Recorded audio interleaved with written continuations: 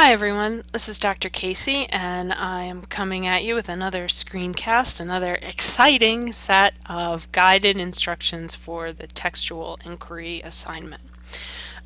Please don't let the issue of inquiry 2 and 3, please don't let these numbers throw you. This document comes from my face-to-face class, and while technically these are inquiries 2 and 3 that we're talking about, it gets a little confusing because I have an extra module in the online class. So right now we're kind of talking about modules 3 and 4. So we're talking about the textual inquiry and also the public issue inquiry, which comes in module 4. All right. So what this assignment is asking you to do is to first find an issue that you're going to cover for both this module and for the essay in the next module, module 4. So you're going to first need to find a topic to focus your research on, and you're going to use the issue inventory assignment that's in module 3 to begin to do that. Now I want you to choose something that you're interested in, but something that you are pretty sure you don't have all the answers about. So in other words, if you're already fixed on your belief that, say, something like global warming isn't happening or it is happening, then that's probably not a good enough topic. Now you could choose something like global warming, but you want to come up with a question about something that you really want to know more about in relation to that topic and that you know you don't already know. So as I've said here, don't begin with a hypothesis really, but with a question about the issue.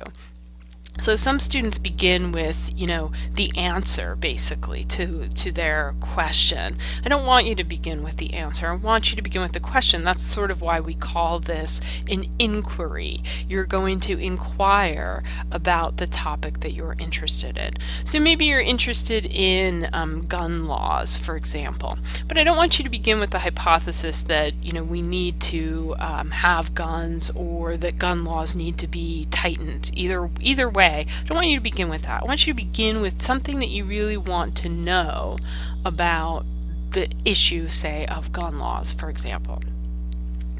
So the reason why this connects to what we're going to do in Module 4 is that whatever topic you choose, you're going to continue working on it in this paper as well as in the next paper, okay?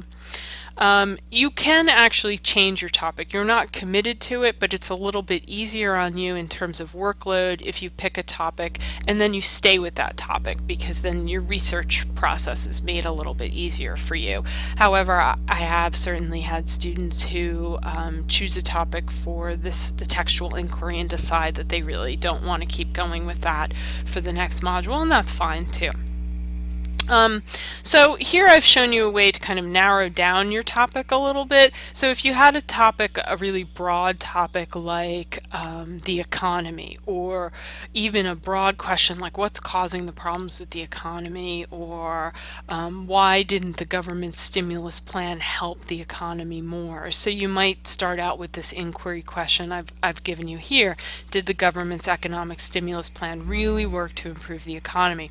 That's a pretty good question for the textual inquiry, or at least to start with for this one, but you could even focus it a little bit more, which would help you do the research.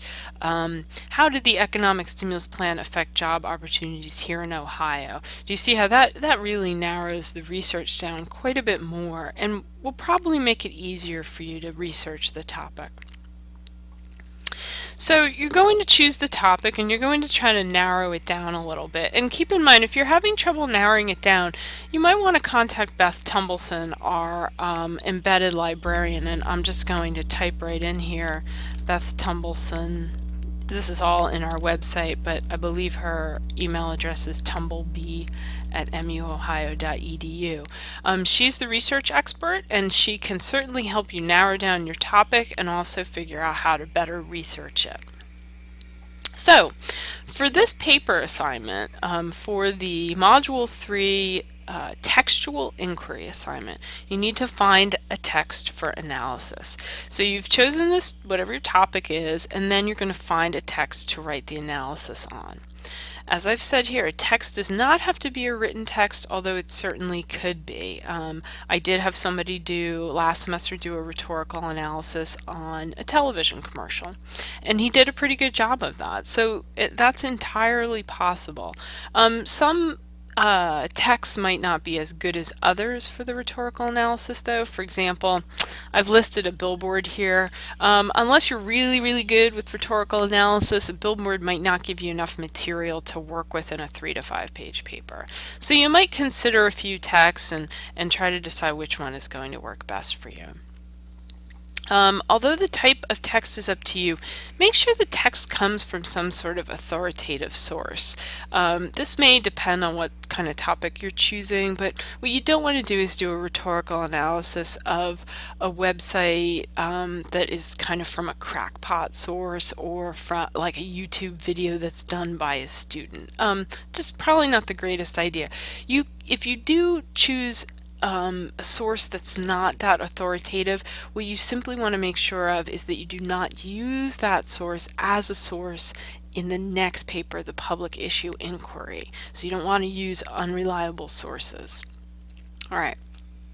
So when you, to find a text that deals with your topic, once you've come up with a topic, you can use the library databases that Beth Tumbleson has set up links to, and those are all in Module 3.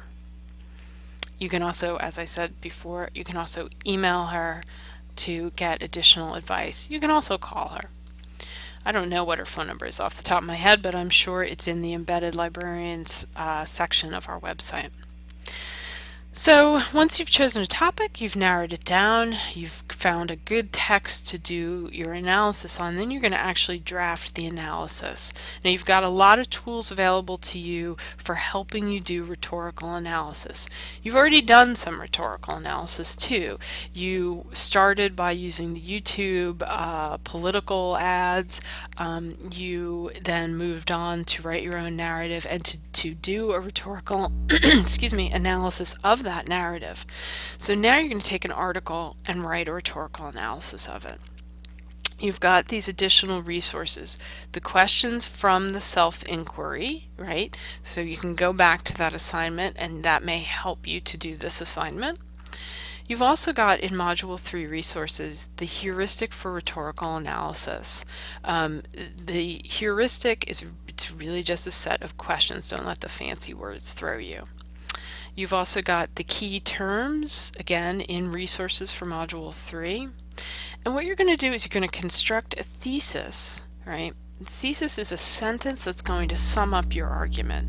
Thesis usually appears early on in the paper. Construct a thesis that sums up how the rhetoric of your chosen text works to make an impact on its audience. Okay? So this needs to be a clear part of the introduction of your paper. How does the chosen work use rhetoric to make an impact on its audience? And at some point in the paper, you also want to address how the article does or does not address your original research question. In the body of the draft, support the thesis with details from your text and, if necessary, with additional research about the text and the topic the text refers to. So, if you've never worked on a thesis statement before, you might need a little bit of extra help here. Feel free to get in touch with me. You basically want to make sure that you don't just summarize this article. That's the biggest danger with this assignment. So I'm going to write here, I'm going to write it with some typos. Don't summarize the article. Okay? Now, a little bit of summary is going to come in handy in order to make your point, but what you're really doing is analyzing. You're making points about how the rhetoric works.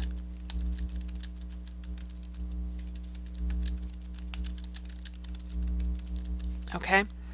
So that's one of the pitfalls. Students often just want to summarize the article. Tell me what the article said. But I don't want you to do that. I want you to analyze the article and make points about how the rhetoric works in the article.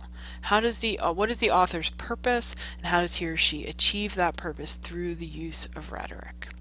Okay, So I think that's basically it here. That's the assignment. As always, let me know if you have any questions, and I look forward to helping you with your topics, narrowing down your topics, and drafting a really strong issue inquiry analysis. Actually, this is the textual inquiry analysis.